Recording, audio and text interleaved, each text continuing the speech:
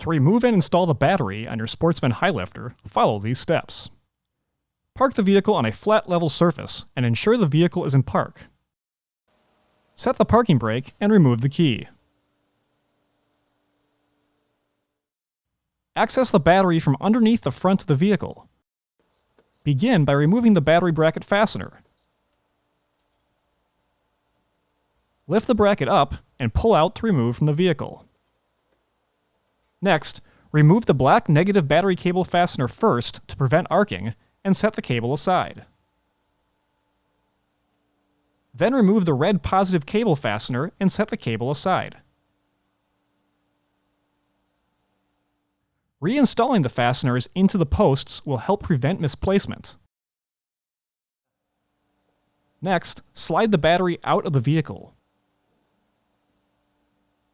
If reinstalling the battery, ensure it is fully charged and free of any debris to prevent damage.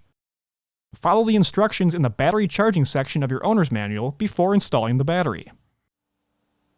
Next, clean any dirt or debris from the mounting bracket and reinstall the battery. Install the positive cable first to prevent arcing and torque to specification. Continue by installing the negative cable and torque to specification.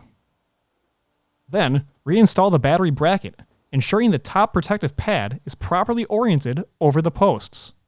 The battery will need to slide forward to engage the rear mounting tab. Install the battery bracket fastener and torque to specification. Next, coat the battery terminals with dielectric grease or petroleum jelly. Before proceeding, verify the cables are secure and properly routed. Also turn the key on to verify the battery is properly connected. When the battery is disconnected, the vehicle's clock may need to be reset.